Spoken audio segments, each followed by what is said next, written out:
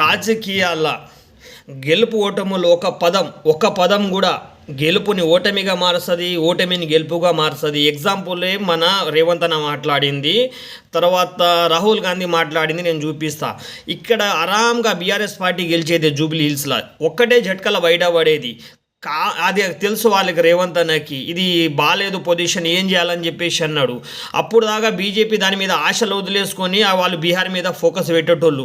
కానీ వీళ్ళని ట్రాప్లా దింపాలి, హిందూ ముస్లిం అనే చిన్న ఏదో ఒకటి జలకి ఇవ్వాలని చెప్పేసి అనుకున్న రేవంత్ అన్న ఒక మంత్రి పదవి ఇచ్చిండు. తర్వాత ఇంకోటి తప్పు ఏం చేసిండు, కాంగ్రెస్ హై తో ముసల్మాన్ హై, ముసల్మాన్ కాంగ్రెస్ కా హై తో ముసల్మాన్ హై అని చెప్పేసి అని ఎప్పుడు అట్లా మాట్లాడిండో కథం ఇది మీ పార్టీ, ఇది అసలు కాంగ్రెస్ పార్టీ లేకపోతే మీకు బతికేలేనట్టు మాట్లాడిండు. కథం ఇక బీజేపీని ట్రాప్లో దింపాలనుకున్నాడు, బీజేపీ ట్రాప్లో వచ్చి ఏమన్నాడు, అరే తుర్కోళ్ళ ఓట్ల కోసం నువ్వు ఇట్లా చేస్తావా, తుర్కోళ్ళ ఓట్ల కోసం గట్లా చేస్తావా అని చెప్పేసి వచ్చి గడబడి చేసిండు. బండి సంజయ్ అయితే అరే మోల్తాడు మంగళ సూత్రాలు అని చెప్పేసి పరిశాన్ చేసిండు. సాఫీగా నడుస్తున్న ఎలక్షన్కి బండి సంజయ్ వచ్చి గడ్బడి చేసి పడేసిండు. అక్కడ ఎన్ని ఓట్లు వచ్చేది బీజేపీకి, అక్కడ ఎప్పుడో ఫిక్స్ అయిపోయారు అక్కడ ఓటర్లు. ఏంది అరే ఎట్లాగో బీజేపీ గెలవదీడా, మనమందరం అయితే కాంగ్రెస్ని ఓడగొట్టాలని చెప్పేసి అందరు ఫిక్స్ అయిపోయారు. అక్కడ ఉన్న ముసల్మాన్ కూడా అరే కేసీఆర్తో హమారు బహుత్ ఖరాబ్ అయి హమ్ కేసీఆర్కే సాత్ రేతే అని చెప్పేసి అన్నాడు.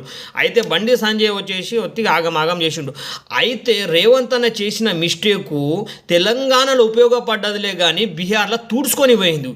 రేవంత్ అన్న మాట్లాడిన వీడియో బీహార్లో అయితే విచ్చలవిడిగా వైరల్ అయింది. అరే ఇది తుర్కోళ్ళ పార్టీ, ఇది ఇగో వాళ్ళ ముఖ్యమంత్రి అంటున్నాడు అని చెప్పి అది ఘోరంగా వైరల్ అయింది. అదొక ప్రాబ్లం అయింది. ఛట్ పూజ అని ఒకటి ఉంటుంది బీహార్లో, అతిపెద్ద పండగ. మన ఆంధ్రాలో సంక్రాంతి పండుగ ఎట్లాగోనో అక్కడ ఛట్ పూజ అనేది ఒకటి చేస్తారు వాళ్ళు బీహార్ వాళ్ళు. ఎక్కడెక్కడ పనిచేస్తున్న వాళ్ళు అందరూ ఆ పండగకి వెళ్తారు అక్కడికి.